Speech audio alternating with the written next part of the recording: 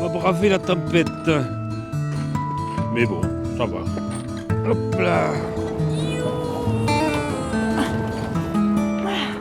Tu sais, j'ai l'impression de m'entraîner pour les joutes. On va aller du côté du conservatoire. C'est bien, c'est là que j'étais hier soir. Je suis allée voir le concert de Laura Kaeno. Et alors, au Dancy. Oui, ouais, c'était magnifique. C'était un moment de grâce vraiment absolu, quoi. J'ai encore eu des informations sur le drame qui s'est passé à Lyon, là. Des jeunes qui ont mon âge, qui se tournent vers l'extrême droite et qui se referment sur eux-mêmes. Je ne comprends pas cette culture de la fermeture sur soi, en fait. Et du coup, le concert d'hier, je me suis sentie extraite d'un monde délétère et la tendresse qui prime, bah, ça m'a fait du bien. 7, tu y es depuis combien de temps? Et ben dans 3 jours, ça fera pile 4 ans que je suis arrivée à 7. J'ai fait des études pour faciliter la transition écologique dans les territoires. Ça touche à tout. Et il y a un réseau associatif. Et donc j'ai trouvé une mission qui s'intitulait « Solidarité alimentaire et développement local ». Je suis arrivée pour 8 mois au départ, donc 8 mois de mission. La direction m'a proposé de rester et je me régale. Et 7, alors comment tu l'as rencontré?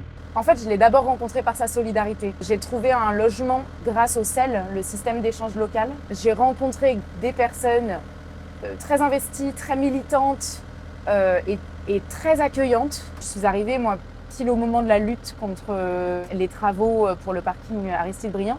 Et moi, ça me parle beaucoup, en fait. J'ai fait des études dans lesquelles on a cessé de nous dire l'avenir, c'est la renaturation des villes et la désimperméabilisation des sols. Et là, j'arrive dans une ville où on coupe des arbres et on imperméabilise les sols, quoi. On empêche le cycle de l'eau de se faire, on retire de la terre alors qu'on en a tellement besoin, on enlève des îlots de fraîcheur. Enfin, ça m'a pas donné envie de fuir, ça m'a donné envie de rester et de participer de la lutte. Tu es la Benjamine de la liste. Les jeunes dans cette. Alors, clairement, ils n'ont pas de place. Le conseil municipal des jeunes, il ne fait pas du tout un travail de conseil municipal. Son rôle, c'est d'organiser des escape games et une fête. Et ça, c'est pas prendre en considération la jeunesse, quoi. C'est la divertir. On a depuis de tout nombreuses années une tendance, dans les médias notamment, à dire qu'il y a un désamour des jeunes pour la politique. Est-ce que tu penses que les jeunes, effectivement, se détournent de la politique? Et c'est pas vrai. Y a plein de gens et de jeunes personnes qui ont mon âge, voire qui sont bien plus jeunes que moi et qui ne se détournent pas de la politique. Simplement, elles la font autrement. Il y a beaucoup de connaissances qu'avant je ne comprenais pas et qui décidaient de ne plus travailler, qui avaient fait potentiellement des études, ou pas d'ailleurs, mais qui agissaient dans le milieu associatif, qui créaient, qui sont artistes. Parce que je me disais, mais attends, mais non, le système, il faut le changer de l'intérieur. Mais en fait, il est déjà tellement corrompu que je comprends la volonté de s'en extraire. On n'en peut plus de la contrainte et on n'en peut plus d'être pas écouté. Pourquoi tu t'es lancé dans cette campagne électorale avec Nouvelle Page? J'ai l'impression que c'est quand même en étant dans une mairie qu'on a le pouvoir de changer les choses.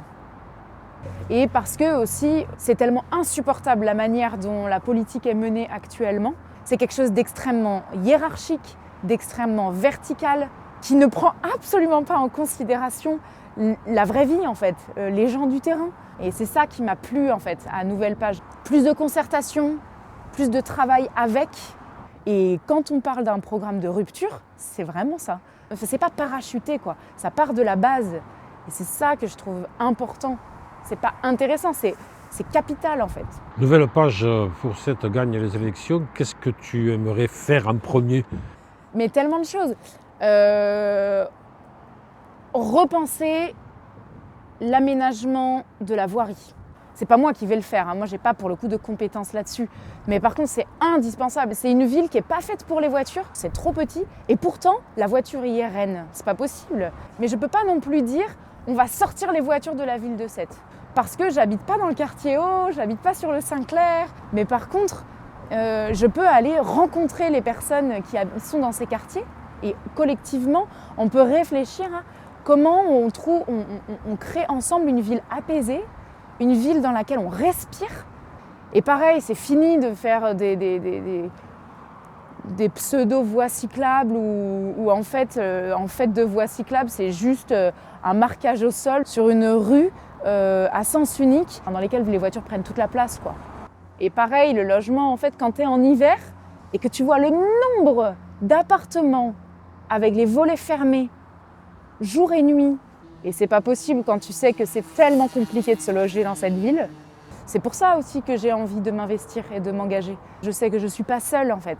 Au-delà des 43 autres personnes qui sont sur cette liste, on est des centaines.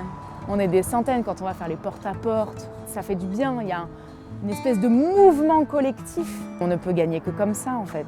On va gagner. Oui.